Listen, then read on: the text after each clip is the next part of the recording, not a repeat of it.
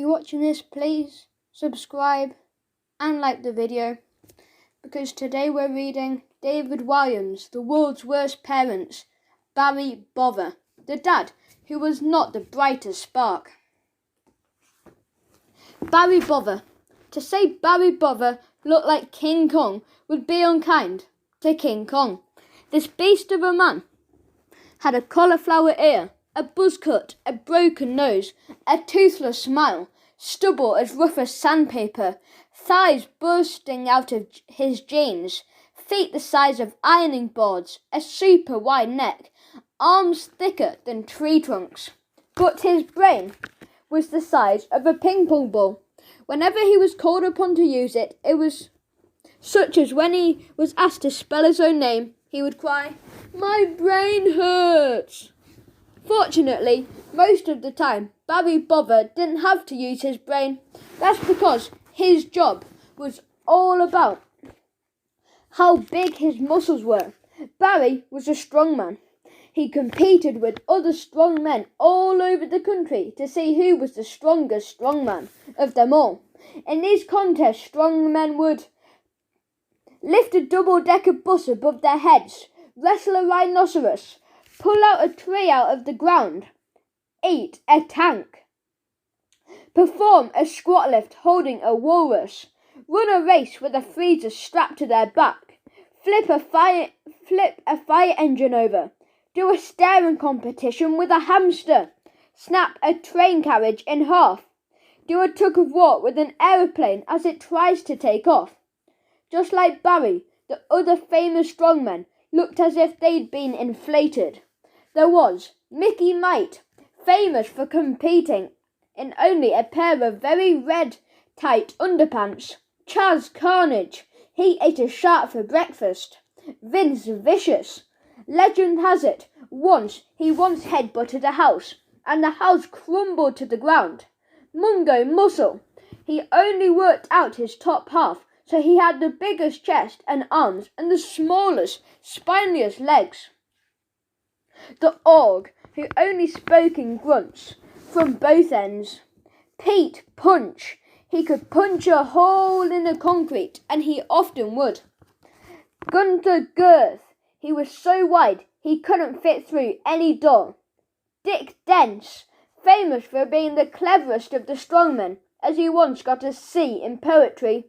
Thunder Thump, his fists were bigger than his head. And the one strong woman, Clarice Clout, she was the most terrifying of them all. Clarice would lift all the strong men with one hand and an elephant in the other. Whenever Barry entered one of these strongmen competitions, which happens most weekends at fun fairs and in pub car parks, his family had to come too. His wife, Bianca, and their daughter, Brian. I know what you're thinking.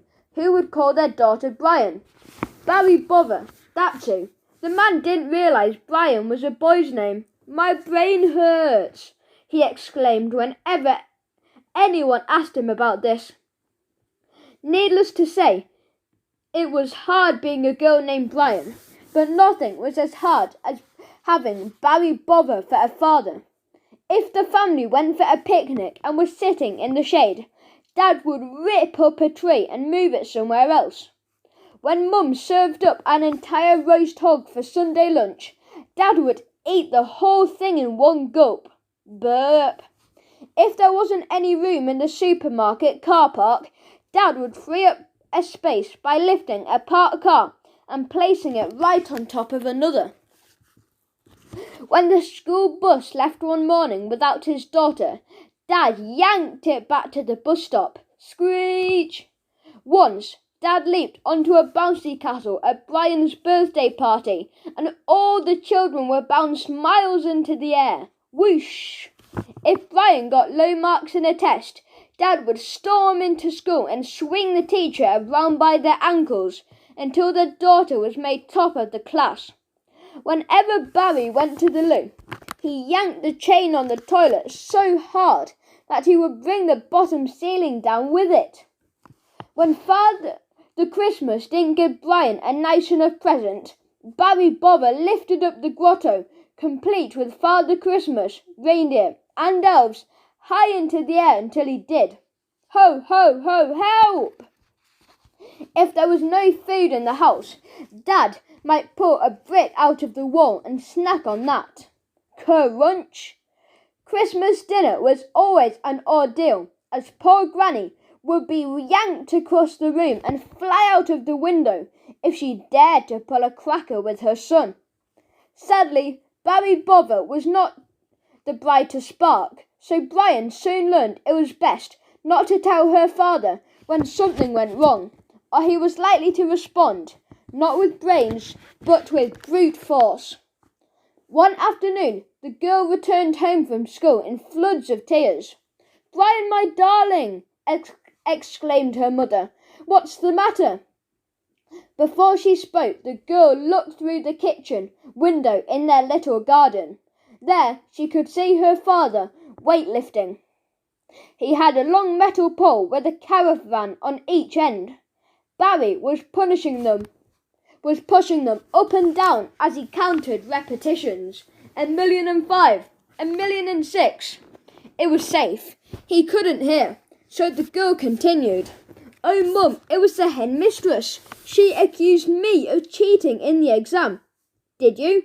asked Mum. "Of course not," exclaimed the girl. "It was this boy, Swifty Swindle, who cheated and was copying me. He's always doing that and getting away with it." "That's awful. I need to have a word with that woman." "If you could, Mum," said the girl, dabbing her eyes, "but promise you won't tell Dad." But before Mum had a chance to answer, a huge face loomed at the kitchen window. "Don't tell Dad what?" It was Barry Bovver, and judging by his expression, he was in bother. "Nothing, Dad," lied his daughter. "Go back to your weightlifting, Barry," urged his wife. "You've still got another 1,000,000 reps to go." But Barry was not going to give this up. "Brian, tell me, who's done this?" "Brian, don't tell him it was the headmistress," blurted Bianca. Mum was not the brightest spark either. "Mum!" exclaimed Brian. "You've gone and done it now." "Sorry, love," she muttered. "I'm going to give that headmistress a piece of my mind," Barry declared, stomping into the kitchen. "Dad, no!" exclaimed Brian, holding to one of his arms. "Barry, please!" exclaimed Bianca, holding onto one of his legs. The beast kept on striding forward. There was nothing that could hold Barry back. This was a man on a mission. He didn't have time to go through the door. Doors are for wimps. So instead, Barry Bovver walked straight through the wall. Crunch! Boom! Dust and debris exploded everywhere as the front wall of the house tumbled to the ground. Brian and her mother were left coughing and spluttering as Barry powered on through the dust cloud and down the street. Any parked cars that were in his way got flipped over on their side.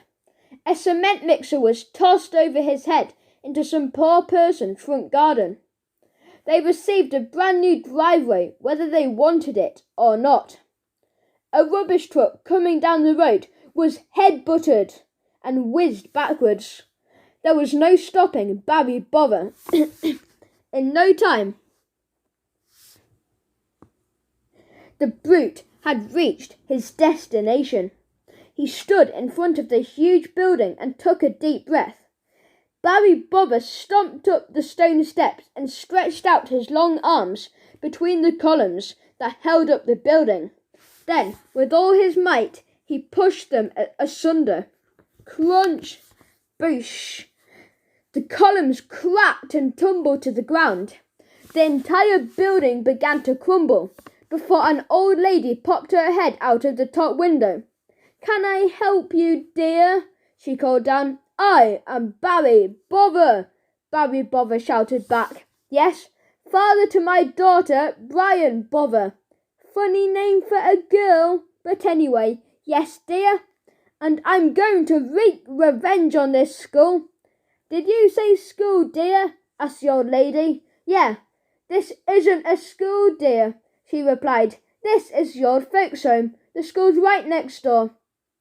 This stopped Barry in his tracks. "My brain hurts," he exclaimed. "Easy mistake to make. We are always getting their post. School is just there, dear. Sorry and thank you. Have a nice day, dear," added the old lady, as the front wall of the building tumbled to the ground. As the old folks were revealed in their rooms, cooing at Barry Bovver's remodelling of their homes. "Ooh, what a lovely view. Nice to have some fresh air.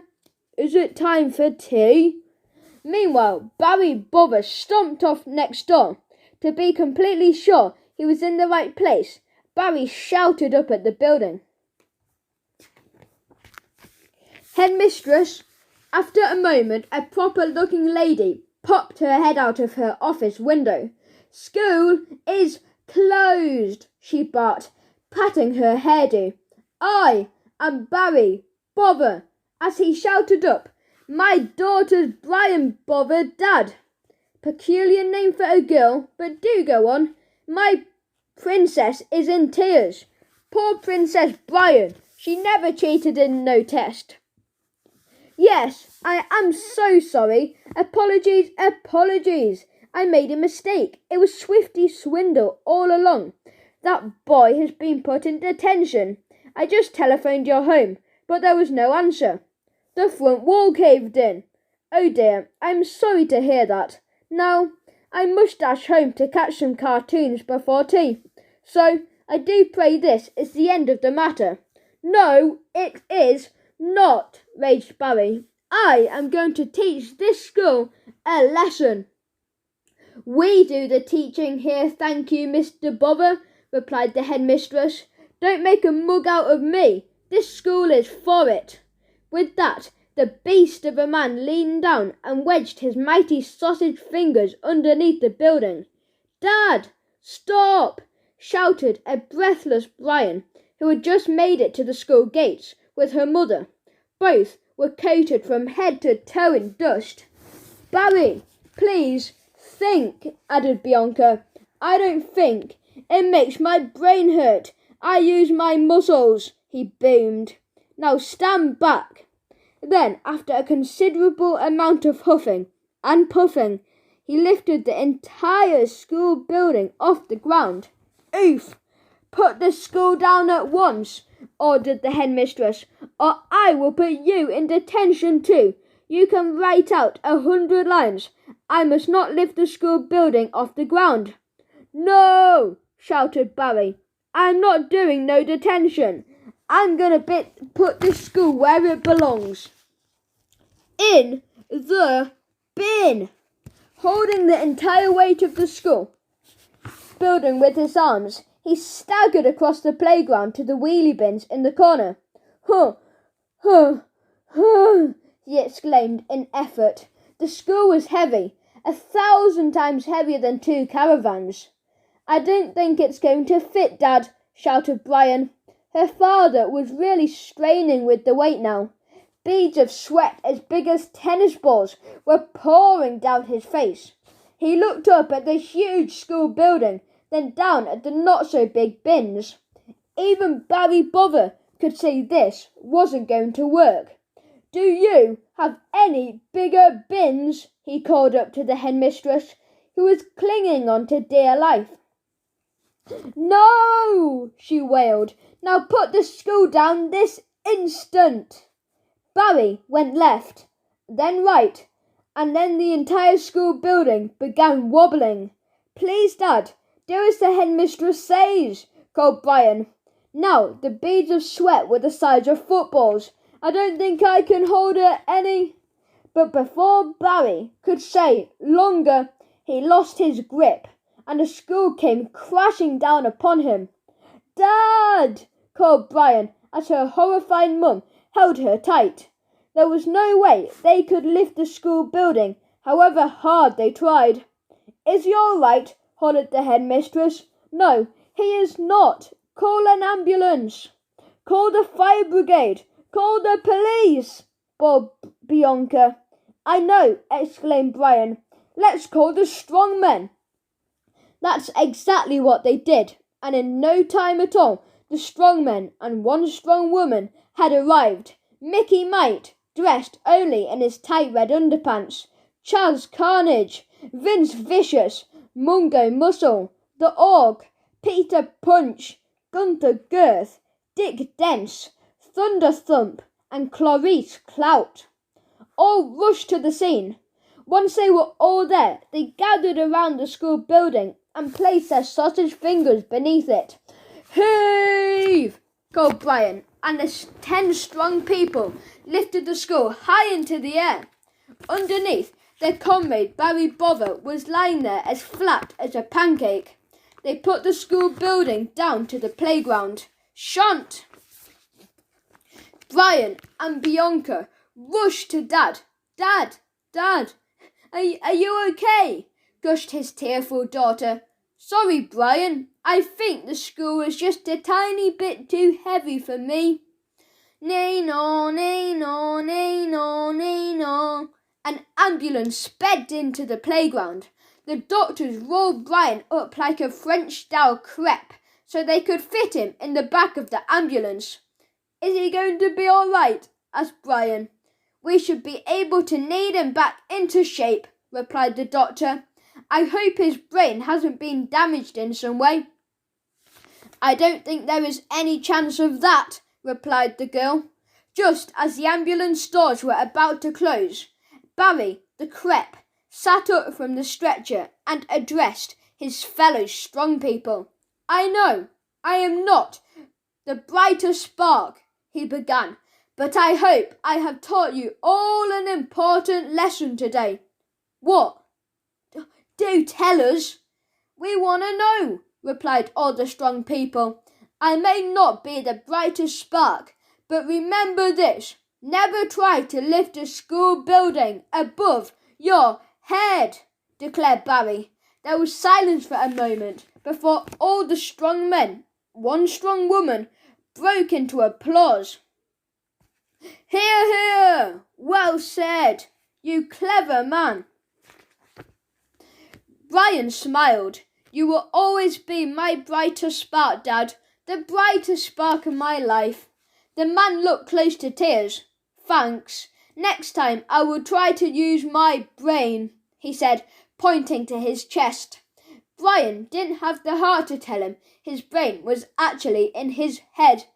And as the ambulance doors closed, Barry Bovver smiled, waved goodbye with his huge, flat hand.